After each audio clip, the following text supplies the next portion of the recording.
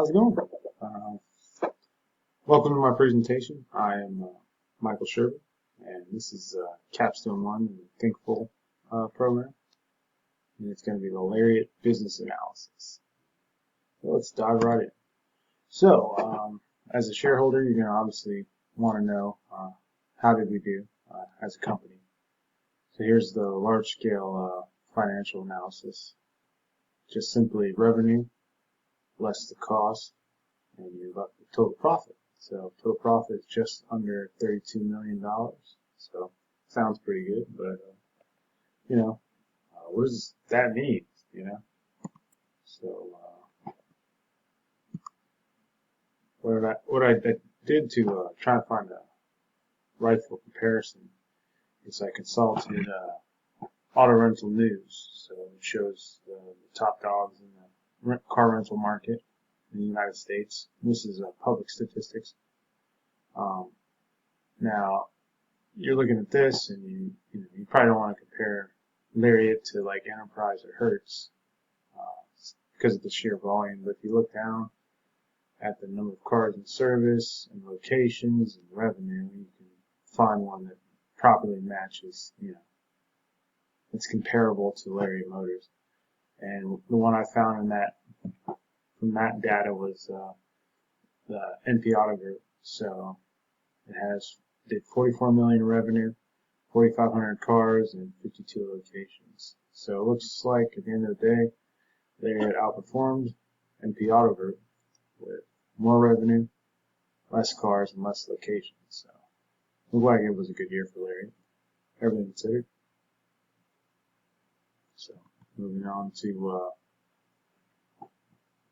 branch annual revenue comparison. So here's a model I created to allow, comparisons to be made for each particular branch. So you can pull up any of the 50 branches and it'll show how it did in revenue as well as how it compares to the minimum, average, and maximum of all 50 branches.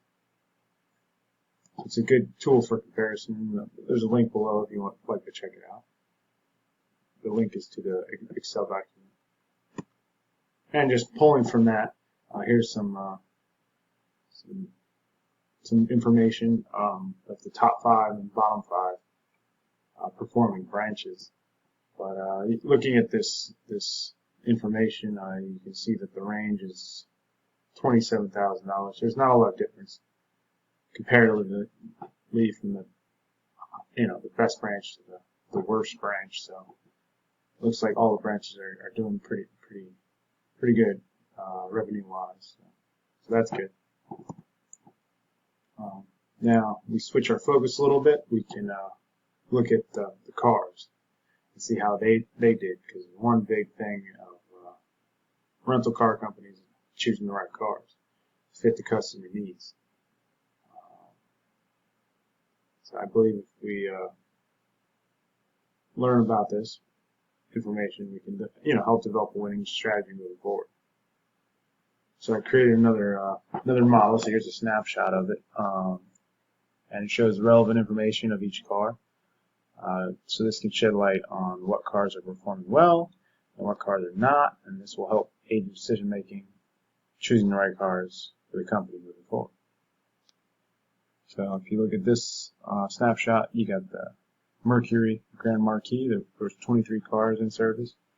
So it cost the company $28,816.92 to operate them. The revenue was just over $387,000. So the profit was, almost $360K. So almost a branch worth of profit for this particular car. It's definitely a car to keep in the rotation. It seems popular. And here's some more information I pulled using a model like that to show the most profitable cars and the least profitable cars. So as you can see, the most profitable Pontiac Grand Prix, nice sedan. Same with the Marquis. Ford Ranger, probably for utility, and another good sedan, Honda Accord, and then the town car is always a good rental car to stroll town with. Then if you look, there's the least profitable cars. Now these cars actually cost more money than revenue generated. So they look like the higher end models and some of the some of the different models, like Mercedes-Benz. You might have that in an area where the higher class clientele just aren't there. So now the range of this information is over $383,000. So what this means is it's an area the company can focus on looking into the future, and they can probably find a lot of room for improvement in this area. Yeah, so thank you for listening to my presentation, and just let me know if you have any questions, and thanks for joining.